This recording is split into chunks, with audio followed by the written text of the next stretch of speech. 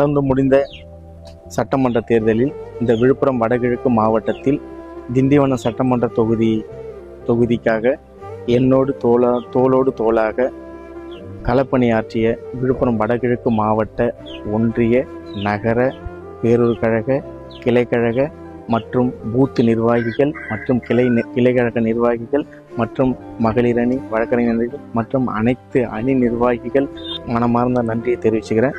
அதேமாரி தோல்வியை கண்டு துவண்டு விட வேண்டாம், தோல்வியை கண்டு பயந்து விட வேண்டாம்.